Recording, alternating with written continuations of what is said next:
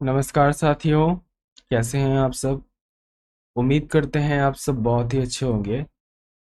तो मेरा नाम है हर्ष और स्वागत करता हूं आपकी अपनी यूट्यूब चैनल मेंस बाबा के ऊपर में। साथियों, आज मैं थोड़ा सा बीमार फील कर रहा हूं। एक्चुअली मुझे खांसी भी हो गई है, गले में दर्द है, तो मैं धीरे बोलूँगा। और दूसरी बात ये कि फीवर भी आया हुआ है थोड़ा सा। बट मैंने जो वादे किए हैं साथियों कि क्लास आपकी डेली होगी, चाहे कंडीशन कुछ भी रहे। बहुत एक्सट्रीम कंडीशन होगा कि क्लास नहीं ले सकता, नहीं बना सकता, किसी बहुत ही अलग काम में बिजी हूँ, अपने निजी काम में बिजी हूँ, तो उस केस में क्लासेस नहीं आएंगी, तो उस दिन के लिए माफ़ कर देना यार। लेकिन अगर मेरी तबीयत भी खराब रहे तब भी मैं क्लासेस लूँगा, ये मेरा वादा है आपसे। तो आज जो मैं टॉपिक लेके आया हूँ आपके सामने, ये मुझे बहुत इम्पोर्टेंट टॉपिक लगा, इसलिए, और इम्पोर्टेंट टॉपिक है इसलिए मैं आपको पढ़ाना चाहता हूँ कि राशन जो बांटते हैं हर राज्य पीडीएस सिस्टम के माध्यम से। आपको पता है, पब्लिक डिस्ट्रीब्यूशन सिस्टम, जो मैंने बहुत पहले भी पढ़ा रखा है। आज धीरे बोलूँगा थोड़ा सा, तो ये मत समझिएगा कि मतलब सर धीरे बोल रहे हैं, क्योंकि यार समझो एनर्जेटिक बिल्कुल नहीं लग रहा हूँ मैं। तो बस पढ़ाना है और आपको टॉपिक क्लियर कर देना है।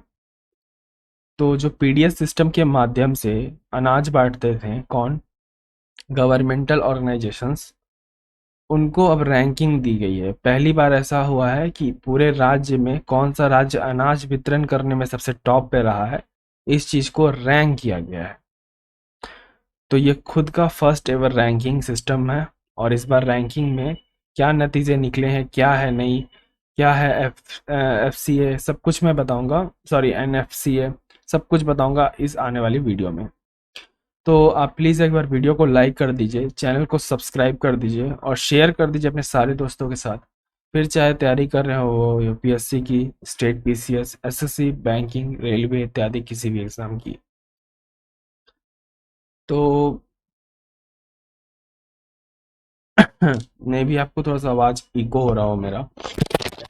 माइक एडजस्ट कर, मुझे लग रहा है कि मेरी आवाज जो है थोड़ी सी इको हो रही है। ठीक है, अब हालांकि सही हुआ होगा कुछ। तो आइए देखते हैं क्या है न्यूज़। तो ये जीएस पेपर 2 से इंपॉर्टेंट रहेगा, government policies and interventions. The Hindu के अंदर में न्यूज़ आया था, 5 जुलाई की न्यूज़ है और आज तारीख 7 है। तो उड़ीसा ने जो है बाजी मारी है साथियों, फूड डिस्ट्रीब्यूशन के अंदर में, यानी जो food security, national food security act है, उनके द्वारा जब ये रैंकिंग की गई तो उसमें यह देखा गया कि उड़ीसा ने जो है टॉप किया है इसके अंदर। तो ये खुद का पहला ऐसा रैंकिंग है जो स्टेट को दिया जा रहा है इंडेक्स के ऊपर में, जो किसके द्वारा निकाला गया है? Food security, national food security act के द्वारा। तो इसमें उड़ीसा ने टॉप किया, मैंने बता दिया। दूसरे स्थान पे आपका उत्तर प्रदेश है। उसके बाद तीसरे नंबर पे आंध्र प्रदेश है। बॉटम 3 स्टेट्स कौन कौन से हैं साथियों? तो बॉटम 3 स्टेट्स हैं दबके दिल्ली, छत्तीसगढ़, गोवा। याद रखिएगा, ये तीनों जो है बॉटम 3 स्टेट्स हैं, और टॉप 3 स्टेट्स हैं उड़ीसा, उत्तर प्रदेश और आपका आंध्र प्रदेश। तो फूड सिक्योरिटी रैंकिंग में जो जनरल कैटेगरीज के अंदर में आते हैं स्टेट्स और यूनियन टेरिटरीज, उसमें उनकी रैंकिंग देख लीजिए साथियों, इस तरह कुछ रैंकिंग की गई है। एक नंबर पे उड़ीसा है, दूसरे नंबर पे उत्तर प्रदेश, तीसरे नंबर पे आंध्र प्रदेश, चौथे नंबर पे गुजरात, पांचवें नंबर पे है आपका, पांचवा नंबर नहीं दिया गया यहाँ पे, छठा नंबर पे हिमाचल प्रदेश, सातवें नंबर पे बिहार। वैसे ही जो स्पेशल कैटेगरी के अंदर में आते हैं साथियों, उनकी भी रैंकिंग इस तरह से दी गई है। जो भी स्पेशल, जैसे पांचवा नंबर पर उत्तराखंड, ये स्पेशल कैटेगरीज के अंदर में आते हैं, ये सब स्टेट्स एंड यूनियन टेरिटरीज, इनको रैंकिंग दी गई है। साथियों, आपको कमेंट बॉक्स में बताना है, क्योंकि मैंने बहुत पहले ये सब छोटी छोटी चीज़ों पे डिस्कशन कर रखा है कि जो जनरल स्टेट्स है और स्पेशल स्टेट्स है, उनमें जो डिफरेंस करता है वो क्या चीज़ है, ये आपको कमेंट बॉक्स के अंदर में बताना है, ठीक है? तो इसकी जो रैंकिंग दी जाती है साथियों, वो 3 पिलर पे दी जाती है। तो वो पहला पिलर है coverage, targeting and provisions of act. ये एक ही पिलर, ऐसा इसमें 3 चीज दिया हुआ है लेकिन है एक ही पिलर। ओके। दूसरा पिलर जो दिया जाता है वो दिया जाता है डिलीवरी परफॉर्मेंस के ऊपर में, कितना दूर। पहला तो कवरेज, कवरेज और टारगेटिंग, कितना दूर ये कवर कर रहा है अपने आप को और कितने लोगों को ये टारगेट कर रहा है। समझ में आ रहा है? कवर का मतलब क्या हुआ, जो बिलो पॉवर्टी लाइन है, तो बिलो पॉवर्टी लाइन में कितना लोग को कवर कर रहा है, कितने लोग को टारगेट कर रहा है। उसके बाद डिलीवरी परफॉर्मेंस, टारगेट तो कर लिया पर उन तक सामान क्या पहुंच पा रहा है कि नहीं, हाँ या ना। ओके, इस चीज के ऊपर भी चीजें करना।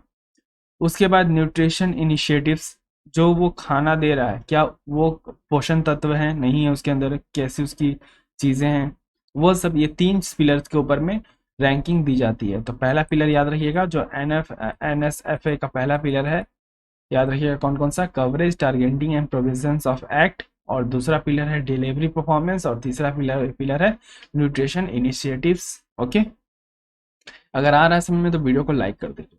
अब जैसा कि मैंने साथियों कहा कि ये रैंकिंग एनएफएसए के द्वारा दी जाती है, तो क्या है ये एनएफएसए? तो एनएफएसए कुछ नहीं साथियों, बस नेशनल फूड सिक्योरिटी एक्ट है, जो 2013 के अंदर में लागू हुआ था। इसका एम था फूड और न्यूट्रिशन को ह्यूमन लाइफ साइकिल के अंदर में पहुंचाना, ताकि ये इंश्योर कर सके तीन चीज, ए क्यू, याद रखिएगा साथियों, ए क्यू कोड वर्ड है अपना। ए का मतलब क्या है, अफोर्डेबिलिटी, दूसरे ए का मतलब क्या है, एडिक्वेट, और तीसरे ए का मतलब है क्वालिटी। ओके, यानी एफोर्डेबल भी हो, क्वालिटी भी हो, क्वांटिटी भी हो। ओके, तो इस चीज को इंश्योर करने के लिए जो ह्यूमन लाइफ साइकिल में, क्योंकि फूड एक क्या है, नेसेसरी एलिमेंट है। ओके, फूड एक बेसिक नेसेसिटी में आता है।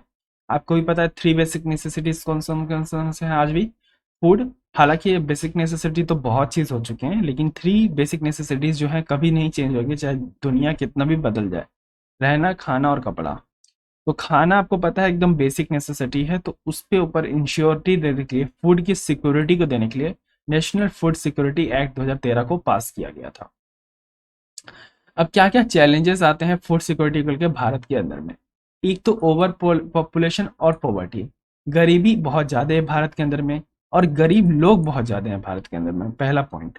इसके कारण जो खाना वितरण करने में समस्या आती है, क्योंकि खाने वाले ज्यादा हैं और अनाज की कमी है, उस कारण से जो डिस्ट्रीब्यूशन है वो कहीं ना कहीं कोलैप्स करता है। फिर lack of storage facility, lack of storage facility का मतलब क्या है, स्टोरेज नहीं है, इम्प्रॉपर स्टोरेज है। अगर हम खाना, अगर हमारा मान के चलो एक साल खाना अच्छा हुआ, एक साल खाना अच्छा नहीं हुआ, अनाज अच्छा नहीं हुआ, तो एक साल जो अनाज अच्छा हुआ उसको स्टोर करने के लिए जगह नहीं है, जिसके कारण से अनाज बाहर पड़ा पड़ा सड़ जाता है। तो ये सब चीजें प्रॉब्लम आती हैं देखने को। ट्रांसपोर्ट फैसिलिटी, बहुत जगह ट्रांसपोर्टेशन फैसिलिटी नहीं है, खाना पहुंचा नहीं सकते हैं, कोई फैसिलिटी ही नहीं है। फूड वेस्टेज बहुत ज़्यादा है। Second largest vegetable producer, India जो है ना सेकंड लार्जेस्ट वेजिटेबल प्रोड्यूसर में आता है साथियों, लेकिन ये हर साल भारत के अंदर में 44 करोड़ का खाना बर्बाद होता है, याद रखिएगा, बहुत ज़्यादा है, जिसको $7 बिलियन में नापा गया। तो आप देख सकते हो साथियों कि खाना की जो बर्बादी है वो कितनी ज्यादा की जा रही है। और ये ऐसा बात नहीं है कि ये हम सरकार को हमेशा दोष नहीं दे सकते हैं, दोष हमारे अंदर भी है। हम लोग के अंदर क्या दोस्त है साथियों, कि अगर आप कहीं अपने दोस्त के साथ जाते होंगे, मैं आपको टारगेट नहीं कर रहा, अगर मान के चलो आपके कोई दोस्त होंगे, आप किसी के साथ रेस्टोरेंट में जाते होंगे खाने के लिए, वो लोग खाना तो ऑर्डर कर लेते होंगे, फिर वो खाना इतना ऑर्डर कर लेते होंगे, उस समय भूख लगा रहता है तो खाना बहुत ऑर्डर कर लेते हैं, लेकिन जब खाना आ जाता है तो वो उतना खाना खा नहीं पाते, जिस कारण वो खाना फेंक देते हैं। तो वो सब चीज़ें दिखता है, बहुत सारे सेलिब्रेशंस में खाने को बर्बाद किया जाता है। तो उन सब चीज़ों पे रोक के हमें क्या करना चाहिए, खाने की रिस्पेक्ट को देख के और उसकी जो कमी है उसको देखते हुए हमें उसी अनुसार काम करना चाहिए।